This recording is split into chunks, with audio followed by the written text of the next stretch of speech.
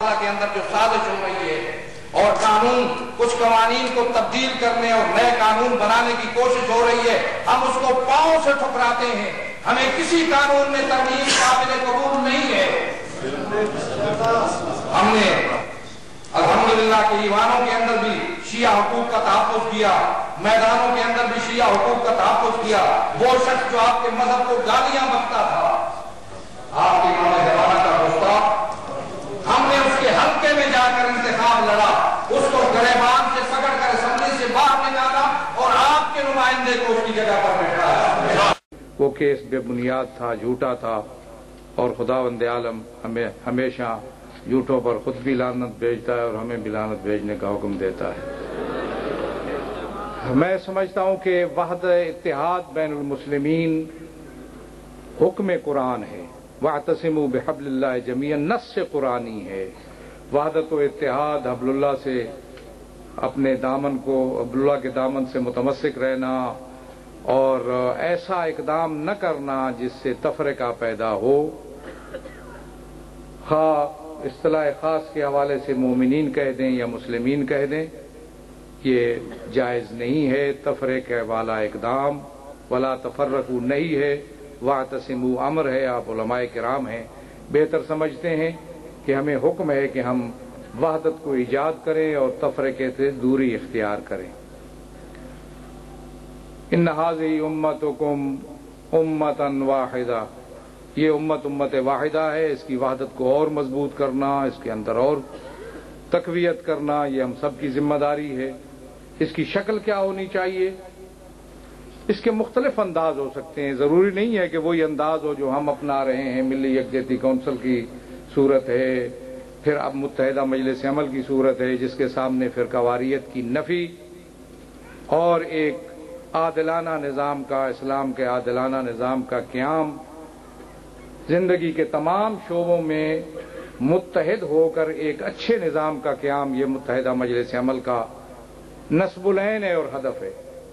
اور میں سمجھتا ہوں کہ یہ پہلا تشکل ہے، پہلا پلیٹ فارم ہے جو اسلامی ممالک میں وحدت کے حوالے سے، وحدت کے نام پر مختلف مسلمان مکاتب فکر کے اندر باقاعدہ ایک پلیٹ فارم کی شکل میں قائم ہوا ہے۔ کانفرنسیں ہوتی ہیں، تقریبات ہوتی ہیں، خطبے ہوتے ہیں، لیکن ایک پلیٹ فارم اور ایک تنظیم بنے، یہ الگ موضوع ہے۔ اس سے یہ میں سمجھتا ہوں کہ ایک بہت بڑا امتیاز ہے جو ہم اپنی جگہ پہ سمجھتے ہیں۔ ہو سکتا ہے کچھ لوگوں کو اختلاف ہو، اختلاف کی گنجائش ہر کام میں موجود ہوتی ہے۔ وحدت ہماری ضرورت ہے۔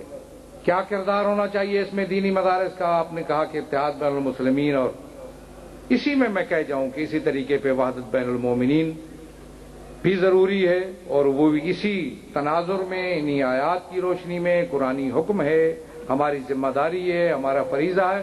کوئی ایسا کام جو تفرقہ کا موجب وہ نہیں کرنا چاہیے۔ اور میں یہاں ایک جملہ کہہ دوں کہ الحمدللہ خدا نے ہمیں یہ توفیق دی ہے کہ ہم نے کوئی ایسا اقدام نہیں کیا جو مومنین کے درمیان باعث تفرقہ ہو، نہ کسی فرد کے لیے نہ کسی گروہ کے حوالے سے کبھی کوئی منفی بات یا منفی اقدام ابھی تک نہیں کیا ہے۔ اس لیے میں سمجھتا ہوں کہ ہمیں، اور یہ بنیادی مسئلہ جو ہے اس میں، وہ میں یہی کہہ دوں کہ اصل بنیاد اس میں ہے ہماری اخلاقی قوت اور کمزوری۔ ہماری اخلاقی کمزوریاں ہیں جو سبب بنتی ہیں تفرقے کا۔ ہماری جب خواہشات مسلط ہو جاتی ہیں ہمارے واجبات اور ہمارے فرائض پر، تو اس وقت تفرقے پیدا ہوتے ہیں، انتشار پیدا ہوتا ہے، ہم ایک دوسرے کی ٹانگ کھینچتے ہیں، ایک دوسرے کی خلاف سازشیں کرتے ہیں، ایک دوسرے کو لڑانے کی اور جدا کرنے کی کوششیں کرتے ہیں، نتیجے میں تفرقہ ہوتا ہے۔ اس لیے میں سمجھتا ہوں کہ ہمیں اخلاقی توانائی اور مضبوطی کی ضرورت ہے، اور یہ کردار دینی مدارس ادا کر سکتے ہیں۔ جوانوں کے اندر، لوگوں کے اندر، عوام کے اندر ان کی اخلاقیات کو مضبوط کرنا ضروری ہے۔ اس سے بڑھ کر آگے ہم چلیں، جب ہم اتحاد بین المسلمین اگر مسلمانوں کے اندر قائم کرنا چاہتے ہیں تو ہمیں سب سے زیادہ جس بات کی ضرورت ہے وہ تشیع کو منقح کر کے پیش کرنا۔ غلط فہمیاں ہیں، تشیع کے خلاف پروپیگنڈے ہیں، تشیع کو غلط انداز میں پیش کرنے کی کوششیں صدیوں سے ہوتی آئی ہیں۔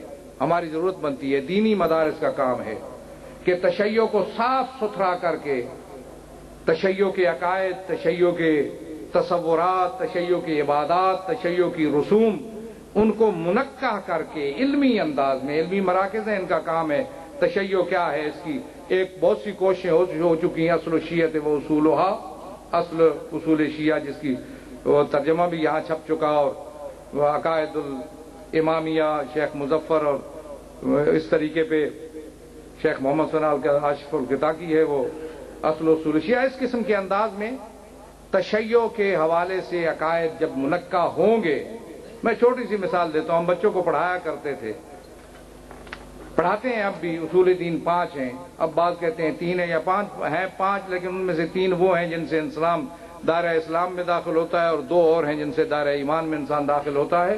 اصول دین 5 ہیں: توحید، عدل، نبوت، امام